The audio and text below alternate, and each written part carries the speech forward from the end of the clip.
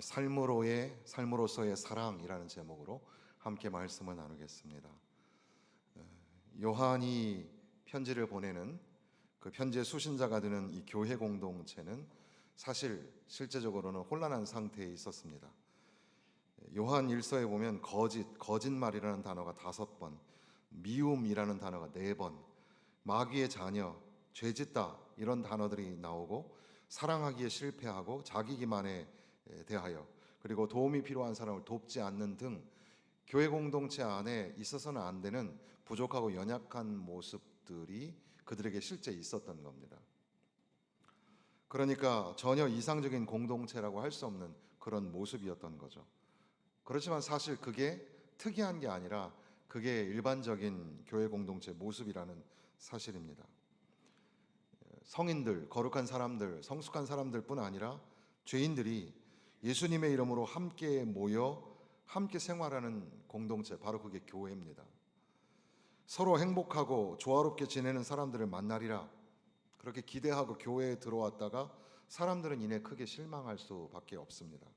왜냐하면 서로 사랑하지 못하고 불협화음을 내면서 살아가는 게 실제 교회 공동체의 현실이기 때문에 그렇습니다.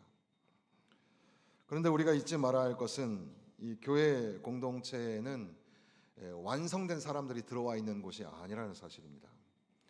그러니까 사랑에 대해서 어떤 특별한 자격증을 가지고 들어오는 것도 아니고, 사랑에 대해서 어떤 학위 논문을 가지고 잘 써가지고 그렇게 교회에 들어온 게 아니라, 우리는 들어와서 사랑을 배우고 사랑을 실천하고 그러다가 또 실패하고 그런 부족함을 가지고 계속해서 자라나고 성장하는, 그게 바로 교회라는 거죠. 그러니까 굉장히 시간이 오래 걸리는 거고 또 인내가 필요한 거죠. 그래서 하나님께서는 우리를 향하여 끝없이 기다리시고 인내하시는데, 우리는 거기에 비하면 사람들끼리는 서로 인내해 주지를 못하는 겁니다. 그래서 저 사람은 사랑이 없나 봐, 이 교회는 사랑이 없어, 이렇게 생각을 하기도 하죠. 그렇게 연약함에도 불구하고 요한 사도는 계속해서 이 사랑하라라는 말씀을 하는 이유는, 그리고 우리가 이 사랑의 계명을 지켜야 되는 것은 바로 하나님이 사랑이시기 때문에, 하나님이 우리를 사랑 안에서 창조하셨고 사랑의 행위로 우리를 구원하셨고 우리에게 사랑하라고 명령하셨기 때문에, 그래서 우리는 부족하지만 미완성이지만 계속해서 우리는 사랑의 계명을 실천하며 살아가는, 유진 피터슨 같은 분은 그런 걸 예를 들면서, 우리가 수영 배울 때 헤엄치잖아요. 개헤엄. 그게 수영이냐? 그러나 앞으로 수영을 더 잘하기 위해서 그러한 기본적인 과정이 필요한 거니까, 그것도 역시 큰 안목에서 보면 수영이 되는 거죠. 우리가 성숙한 사람이 한 번에 다 되는 게 아니라 그 과정 속에 있다. 그래서 우리가 이상적이고 완성적인 사랑을 하는 게 아니라 불완전하고 부족하지만 그럼에도 여전히 우리는 계속해서 사랑하며 살아가야 하는 존재다. 그래서 이제 요한 사도는 교회 공동체를 향하여 편지하면서 그들을 지칭하기를 나의 자녀들아, 데크니아 모우라는 말을 쓰기도 하고, 하나님의 자녀, 하나님의 사랑받는 자녀, 형제들아, 이런 식으로 따뜻한 그 관계적, 감성적인 그런 언어를 선택해서 그들을 부르고 있는 겁니다. 그냥 교회라는 것은 하나님의 사랑받는 자, 하나님의 사랑과 은혜를 입은 사람들이라는 말이죠. 그러니까 저와 여러분을 하나님이 사랑하시는 것을 믿으시기를 바랍니다. 그러니까 내가 누구냐? 나는 하나님의 사랑받은 자, 하나님의 은혜 받은 자. 그것을 우리가 먼저 깨닫고 있을 때 이제 사랑하는 길로 나아가는 첫 번째 걸음을 걷게 된다는 겁니다. 그런데 오늘날 이 교회 안에, 그리고 또 교회뿐 아니라 세상의 모든 공동체 안에 이러한 인격적인 관계가 사라져가는 것을 우리가 보게 되는 겁니다. 그렇게 되어서 시스템은 움직이고 프로그램은 분명히 있는데 그 안에 인간이 없는 거예요.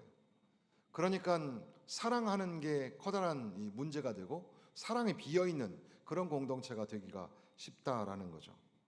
그래서 요한은 교회를 향하여 교회가 뭐냐? 성도가 뭐냐? 성도는, 그러니까 교회는 어떻게 살아가야 하는가? We live by, 무엇으로 살아가야 하는가? 교회는 사랑으로 살아가야 한다. 사랑이 삶의 방식이 되어야 한다.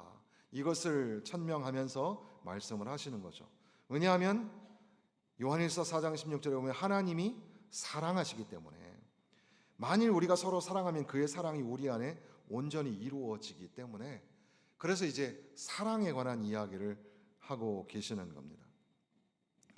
그런데 이제 모든 공동체들이 어떻게 하면 공동체가 잘 될까, 잘 살 수 있을까라고 할 때에, 뭐 가정도 마찬가지고 기업이나 국가도 마찬가지죠. 그들이 이제 크게 그걸 뭐 일반화시킨다는 게 쉽지 않지만, 도식화, 일반화시켜 보면 크게 세 가지로 나눌 수 있는데, 하나는 그 무지를 타파하면 그러면 공동체가 잘 될 거다. 그러니까 교육 프로그램이죠. 그러니까 무지한 사람들이 많으면 가난하게 사는데, 이 사람들을 교육하고 재교육하면 그러면 그 공동체가, 그 나라가 부강하게 될 것이라고 생각하는 거죠. 그래서 학교를 짓고 학원을 짓고 교육 프로그램을 막 만들어내는 겁니다. 두 번째는 약하다는 생각이죠. 약한 것을 강하게 만들어주면 그러면 부강한 나라가 되고 강한 기업이 되고 그런 공동체가 될 것이다. 그래서 그 약함을 극복하기 위해서 권력이라는 것에 관심을 갖고, 그것을 이루기 위해서 정치라는 것이 시작이 되죠. 정치라는 시스템을 가지고 그 국가가 강해진다고 생각을 하는 겁니다. 또 하나는 가난이죠. 가난하면 행복한 나라가 될 수 없는 거죠. 그러니까 이 가난의 문제를 해결하려면 경제 성장이 이루어져야 되죠. 기업이 잘 돼야 되고, 그러니까 인권 뭐 여러 가지 많은 것을 생각하지만 사실은 이 경제 성장이 굉장히 중요하다. 그걸 더 많이 강조해서 부자가 되면 그러면 이제 행복한 공동체가 될 수 있을 것이다.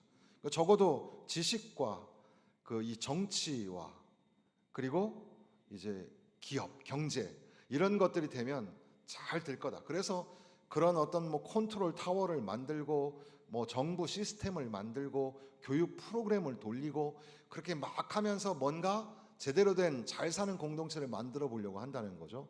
그런데 그것이 굉장히 그 효과적이기도 하고 좋은 그런 영향도 있지만, 그러나 그 안에 인간이기 때문에 필연적으로 모순이 되는 부분이 생겨나게 되는데, 그게 바로 관계성이고, 그 관계 안에 이루어져야 할 사랑이라는, 그것이 비어있는 상태로의 프로그램이 진행되게 되는 거죠.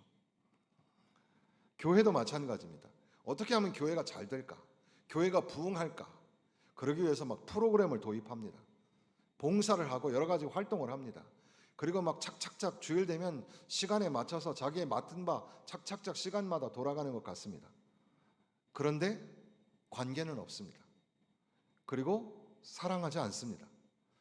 그렇다면 그거는 교회의 겉모양은 갖추고 있는 셈이지만, 그러나 교회는 아닌 거죠. 그 문제를 이제 요한은 교회 공동체에게 전하고 있는 겁니다. 특별히 요한서신서에서 교회 공동체 안에 사랑이 뿌리를 내리지 못하게 하는 가장 중요한 그런 요소가 두 개 있는데, 첫 번째는 죄입니다. 죄. 우리 공동체 안에 죄가 인식되고 그 죄 문제를 고민하는 것이 필요한데, 그런데 뭐 사실 교회 안에 우리 모두는 다 항상 고백하기를, 모든 사람이 죄를 범하였음에 주여 우리는 죄인입니다, 이런 고백 잘하잖아요. 그런데 이제 그렇게 우리가 다 죄인이야 라는 말을 우리가 조심스럽게 해야 되는 이유는, 결국에 그런 교회들이 그 중요한 핵심이 빠지게 되면 두 가지 결론으로 빠지게 되는데, 하나는 우리가 짓는 행위적인 범죄가 없는 도덕적으로 수준이 높은 어떤 공동체, 그러나 냉랭하고 사랑이 없는 그런 조직. 왜냐하면 죄를 범하면 페널티를 매기니까. 그런데 또 하나는 죄를 없애야 되니까 우리 안에 있는 죄를 발견하고 분노하고 열받고, 저 사람은 잘못됐어, 저 사람 죄인이야, 그러면서 서로 헐뜯고 무르는 가운데에 찢어지고 깨지는 그런 교회, 그게 결론이 날 가능성이 많다는 거죠. 죄인이라는 고백, 그리고 죄를 짓고 살아가는 우리 인생, 그럼 결국 죄는 뭐냐? 잠시 말씀드렸던 그런 프로그램, 여러 가지 많은 활동 그 안에 인격적인 것들이 빠짐으로 인해서 그저 우리 안에 사랑이니 우정이니 뭐 용서니 이런 것들이 사라져 버린. 근데 우리는 잘 알아야 될 것은 죄라는 것은 우연히 찾아오는 것도 아니고 죄는 우리가 어떻게 수리하면 되는 것도 아니에요. 요한일서 1장 8절에 보면 만일 우리가 죄 없다고 말하면 스스로 속이고 1장 10절에 보면 만일 우리가 범죄하지 아니하였다 하면 하나님을 거짓말하는 이로 만드는 것이다. 우리가 죄 문제를 제대로 해결하지 않으면 그러면 사랑의 걸음으로 나아갈 수가 없다는 거죠. 우리는 뭐 죄를 부인하려고 하고 죄를 축소하려고 하는 그런 경향이 있죠. 그래서 우리가 단어 선택도 그렇게 하죠. 완곡된 표현, 실수야, 잘못된 결정, 서툰 판단, 오류, 잘못, 부주의, 어리석음, 얼빠진 짓, 서투른 짓, 실책 이런 거야.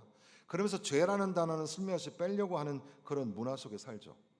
그리고 또 이 죄라는 것이 오늘날 그 이제 법률상의 범죄라는 것과 공용되는 부분과 구분해야 될 부분이 있는데 그게 이제 우리 안에 이제 혼재하고 있다는 사실이죠. 요즘에 뭐 드라마 보면은 뭐 요즘에 나오는 뭐 에스콰이어에 이르기까지 그거 다 변호사, 뭐 법률회사 이런 얘기잖아요.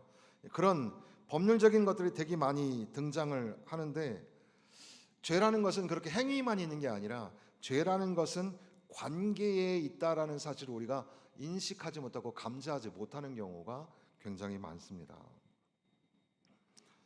그래서 사랑에 관하여서 얘기하려면 사랑이 어마어마하게 큰 주자인데 이 사랑에 관하여서 우리가 생각을 하려면 반드시 그만큼 큰 크기로 우리에게 있는 죄라는 주제를 반드시 얘기를 해야 하는 거죠. 그러니까 공동체를 개선하기 위해서는 이 교육의 문제나 정치의 문제나 또는 경제적인 문제 이런 것만 해결해 가지고 되는 게 아니라 그 안에 관계, 하나님과의 관계, 사람과의 관계 문제를 해결해야 하는 거죠. 그래서 이미 150년 전에 그 영국의 문학가였던 체스터턴이라는 사람이 쓴 책 중에 세상은 무엇이 문제인가라는 질문이 있었습니다.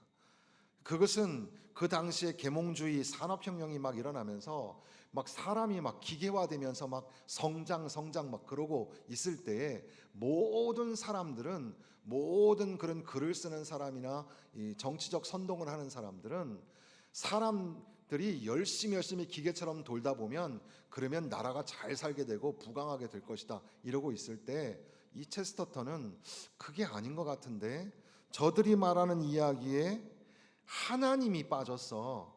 죄 문제가 빠졌어. 이걸 지적하는 자조적인 질문이었고 그 질문의 결론적인 대답은 세상이 무엇이 문제인가? 문제는 바로 나다. 내가 바로 문제다. 세상에 뭔가 문제가 있다는 것은 그 문제의 어딘가에 내가 있다는 말이고 그리고 내가 죄인이라는 사실과 하나님의 용서하심이 없으면 안 된다는 사실 이게 빠지고 나서는 아무리 잘 되려고 해도 그 나라가 잘 될 수 없다는 그런 이야기. 여러 가지 많은 공동체가 있겠지만 그 중에서도 우리의 관심은 교회잖아요. 교회 공동체. 세상에 그 어떤 것도 죄에 대해서 고민하지 않지만 교회는 죄에 대해서 심각하게 생각하고 고민하는 그런 공동체라고 할 수 있겠습니다. 그러니까 우리 교회 안에서 죄의 문제에 대해서 가볍게 생각하거나 부인해서는 안 되는 죄는 굉장히 중요한 주제라는 사실을 잊지 말아야 합니다. 물론 요한일서에서는 이 죄라는 게 우리 인간에게 정죄함을 주는 꼬리표로 우리에게 주어진 게 아니라 우리가 진짜 사랑하며 살아가는 삶을 살기 위해서는 그렇게 우리가 죄인이고 하나님의 용서하심이 있어야 된다는 하나님의 사랑하심과 용서하심이 있어서 그 안에서 우리가 죄 사함을 받고 죄 용서함을 받아야 진짜 이제 사랑하며 살아가는 love as way of life 삶의 방식으로서의 사랑을 하면서 살아갈 수 있는 존재가 된다. 그런 정체성을 갖게 된다. 이렇게 설명을 하는 거죠. 그 아들 예수님의 피가 우리를 모든 죄에서 깨끗하게 하실 것이요 1장 7절이고 1장 9절에 보면 만일 우리가 우리 죄를 자백하면 그는 미쁘시고 의로우사 우리 죄를 사하시며 우리를 모든 불의에서 깨끗하게 하실 것이요. 예수 그리스도 그는 우리 죄를 위한 화목제물이니 우리만 위할 뿐 아니요 온 세상의 죄를 위하심이라. 하나님은 우리 죄를 속하기 위하여 화목제물로 그 아들을 보내셨습니다. 하나님이 독생자이신 예수 그리스도를 이 땅에 내어주셔서 우리를 사랑하셔서 그를 내어주셔서 그가 십자가에서 죽으심으로 인하여 그가 화목제물로 됨으로 인하여 우리가 죄 용서함을 받았고 그 죄 하나님의 용서를 경험할 때 비로소 우리는 서로 사랑하는 삶을 시작할 수 있게 된다는 거죠. 그러니까 기독교 교회 공동체의 문제는 죄 없는 사람들이 되자 여기에 방점이 있는 게 아니라 우리가 죄에 대해서 유일하게 접근할 수 있는 방법은 예수 그리스도 하나님의 아들이신 예수님께서 우리에게 오셔서 그분이 제물이 되심으로 인하여 우리의 죄가 사함을 받았다.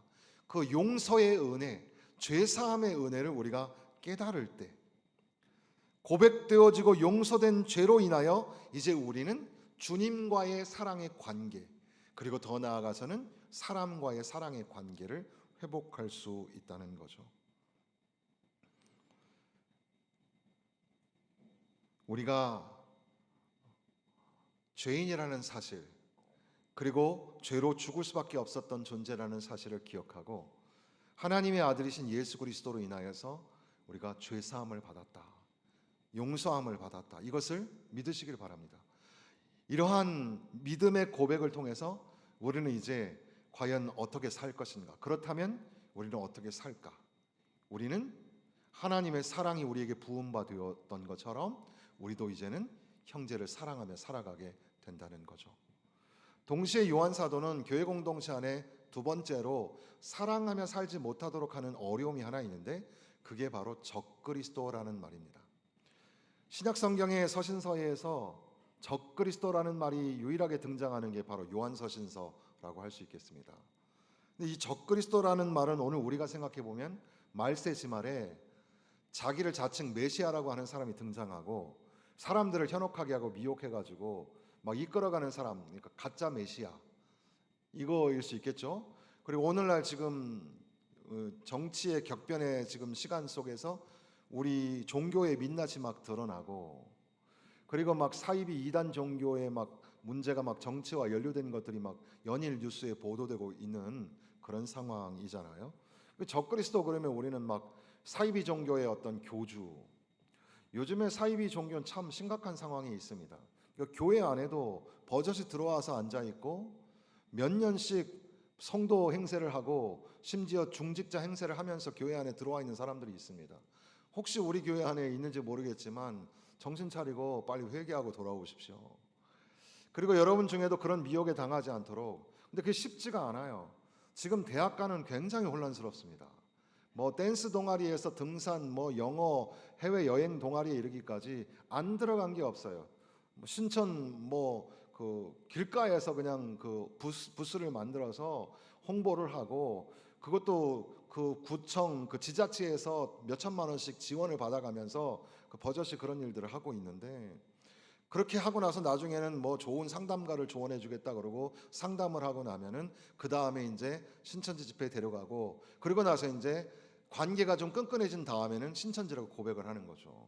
왜 이런 방식을 택하냐고 기자가 물어보니까 세상이 우리를 속였으니까 우리도 세상을 속여도 된다. 뭐 이런 식의 말도 안 되는 논리를 하면서 교회 안에 그냥 종교가 없는 사람에 가서 포교하는 게 아니라 교회 안에 들어와서 예수님 믿고 신앙생활을 하려고 하는 사람들의 마음을 흔들어 놔서 교회를 비방하게 만들고 딴 데 가서 더 좋은 얘기 듣게 해주겠다고 이상한 식으로 얘기를 하게 되는 거죠.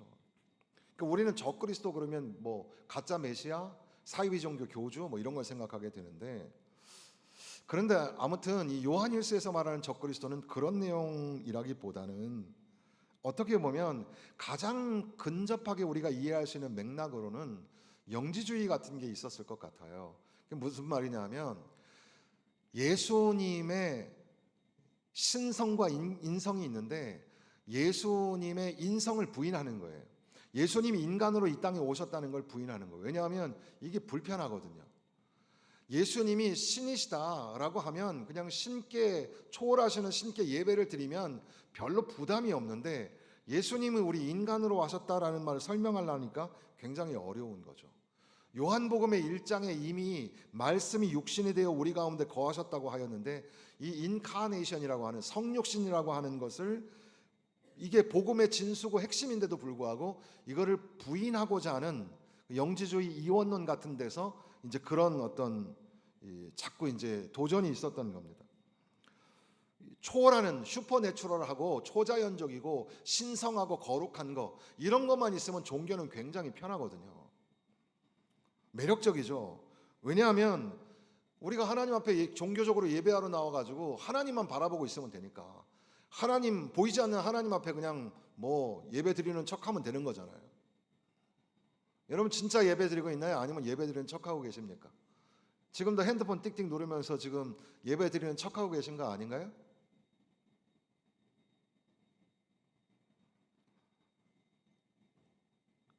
예수님이 이 땅에 인간으로 오셨다는 거, 예수님을 사랑하는 것은 오늘 형제와 자매로 우리에게 주어진 모든 사람들을 사랑하며 살아가는 것과 밀접한 관계 속에 있는데 이게 참 불편해요. 그럼 내가 좋아하는 사람 사랑하는 건 괜찮지만 미워하는 사람은 어떻게 사랑해요? 가족들끼리 사랑하라 그러는데 가족이 원수인 경우가 있죠? 뭐 어떻게 사랑해요? 그러니까 그런 얘기 자꾸 하면 불편한 거예요. 그러니까 그냥 하나님께만 예배하라 그러면 제일 편하죠. 요한일서 1장 1절에 보면 내가 아는 예수님은, 요한이 본 예수님은 직접 귀로 들었고 눈으로 보았으며 손으로 만졌고, 우리 김석 선교사님이 와 계시지만 선교사님의 그 모토 중에 하나가 텐저블, 만질 수 있는 선교. 그러니까 추상적인 게 아니라 실제 만지고 그들을 도와줄 수 있는 선교가 되어야 하는 것처럼 예수님에 관하여서 실제 그분과 함께 걸었고 그분과 함께 먹었고 갈릴리를 동행했던 바로 요한 입장에서는 예수님이 이 땅에 오신 인간이에요. 육신이 되신 하나님의 아들이시죠. 그런데 이것을 교회 공동체가 자꾸 잊어버리려고 한다는 거예요. 요한일서 4장 3절에 보면 이로써 너희가 하나님의 영을 알지니 곧 예수 그리스도께서 육체로 오신 것을 시인하는 영마다 하나님께 속한 것이요 예수님을 시인하지 아니하는 영마다 하나님께 속한 것이 아니니 이것이 곧 적그리스도의 영이니라. 오리라 한 말을 너희가 들었거니와 지금 벌써 세상에 있느니라. 그러니까 그 인격이 없는 존재로서의 신, 그 신께만 뭐 숭배하고 예배하는 거, 그러니까 껍데기를 가진 종교, 그게 바로 적그리스도의 모습이라는 거죠. 우리 내면에 우리 관계 속에 있는 그런 골치 아픈 인간관계, 그런 건 난 모르겠고 나는 하나님께만 예배하고 찬미하고 돌아갈 거야. 관심도 없고 호감도 가지 않는 사람을 뭐 사랑하라고 자꾸 그래. 그런 건 난 모르겠어. 그런데 사랑이 없으면 교회가 안 되는 거예요. 성도의 삶에 사랑이 없으면 성도가 되지 않는 거예요. 그런데 우리 안에 이 죄 문제가 그리고 적그리스도가 사랑의 공동체를 방해하고 있는 거죠. 사랑 안에서 살지 않으려는 태도 또는 사랑의 관계를 갖지 않으려고 하는 태도, 이것이 교회 안에 위험이 되고 있는 거죠. 근데 요한일서가 마무리를 하면서 요한일서는 하나님은 사랑이라 우리 서로 사랑하자 이런 얘기가 전체잖아요. 이 본문은 우리가 자주 반복해서 읽는 본문인데 이 요한일서 5장의 맨 마지막 절, 이게 참 독특하게 끝나죠. 5장 21절이 끝인데요. 21절의 말씀 보면 자녀들아 너희 자신을 지켜 우상에게서 멀리하라. 갑자기 뚱딴지 같이 우상 숭배하지 마라, 우상에게서 멀리하라, 이 얘기를 갑자기 한다는 거예요. 지금까지 나오는 얘기는 사랑하며 용기를 내서 사랑하며 살자, 하나님은 사랑이시다, 하나님 사랑하지 아니하면 너희는 거짓말하는 자다, 뭐 이런 얘기 쭉 하다가 갑자기 우상 숭배 이야기를 하는 거죠. 자녀들아 너희 자신을 지켜 우상에게서 멀리하라. 우상이 뭘까? 여러분 우상이 뭡니까? 우상은 하나님이 없는 신이에요. 그래서 하나님이 아닌데 하나님이라고 하는 그 신, 그게 우상인 거죠. 그러니까 우상은 우리에게 인격으로 오신 하나님이 계시지 않는, 그래서 어떻게 보면 우상 숭배라는 것은 인격적인 관계를 배제한 것이라고 할 수도 있겠죠. 그러니까 나는 신께 경배하는데 뭐 신께 나는 공양하고 숭배하고 예배하고 또 좀 헌금도 좀 드리고 그 다음에 나는 복 받는 거 그것밖에 별로 없어. 난 다른 거는 관심 없어. 그 우상 숭배하는 거죠. 그게 바로.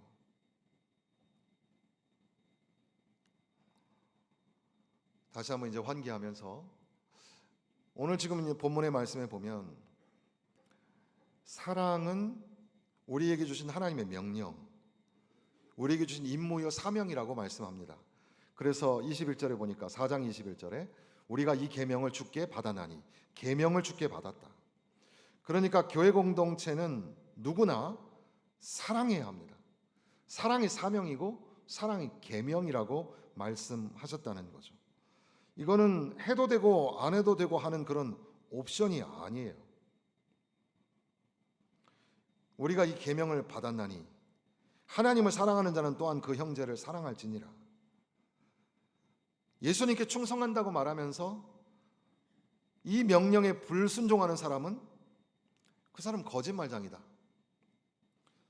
그러니까 그 여러 가지 많은 미사옥으로 말하지도 않아요. 굉장히 심플하게, 때는 좀 무뚝뚝하게 단순하게 이야기하죠. 하나님 사랑한다고 하면서 형제 사랑하지 않는다고? 거짓말하지 마.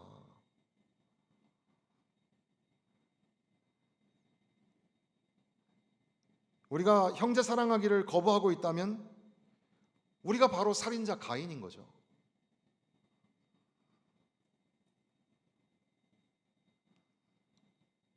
(3장 16절에) 보면 그가 우리를 위하여 목숨을 버리셨으니 우리가 이로써 사랑을 알고 우리도 형제들을 위하여 목숨을 버리는 것이 마땅하니라.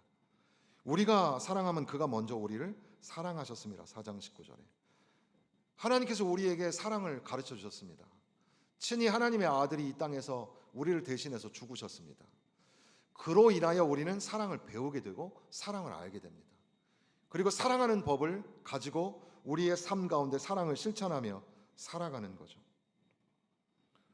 말씀이 육신이 되어 이 땅에 거하셨다. 바로 그것이 사랑이죠. 그래서 요한복음 3장 16절에 보면 하나님이 세상을 이처럼 사랑하사 독생자를 주셨으니 이렇게 고백합니다. 그러니까 저와 여러분 누굽니까? 우리의 정체성, 교회는 뭡니까? 우리는 하나님의 사랑받는 존재입니다. 하나님이 우리를 너무나 사랑하셔서 하나님의 아들을 내어주시기까지 우리를 사랑하시는, 우리는 하나님의 사랑받는 존재, 그게 우리의 정체성이죠. 동시에 우리는 그 사랑으로 인해 사랑을 배우고 우리 자신도 사랑하고 다른 사람을 향하여 사랑을 행하며 살아가야 하는 존재, 사랑으로 삶을 살아내야 하는 존재, 그게 바로 교회입니다.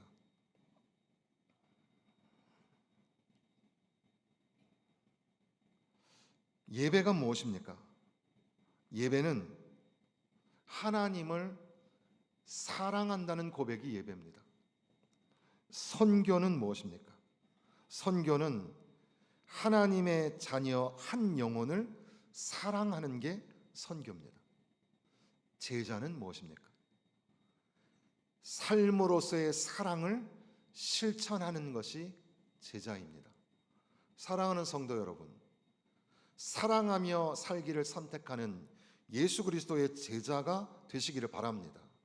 한 영혼을 사랑하여 그 영혼이 죽게 돌아오게 하기 위하여 오늘 하루도 전도자가 되고 내 일생을 바쳐서 선교사의 사명을 감당하는 그런 사랑의 사도가 되시기를 바랍니다.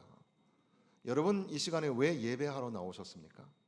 예배는 하나님과의 하나님 사랑의 그 인격적인 관계 때문에 예배를 드리는 겁니다. 사랑이 없는 예배가 있어서는 안 되고 사랑이 없는 교회 공동체가 되어서는 안 되는 것이 바로 거기에 있습니다. 사랑. 요한은 교회 공동체가 사랑에 미숙하고 연약하다는 것을 알고 사랑에 실패하고 있다는 것도 알고 거기에 주요한 요소로서 죄와 적그리스도라는 단어들이 있다는 것도 압니다.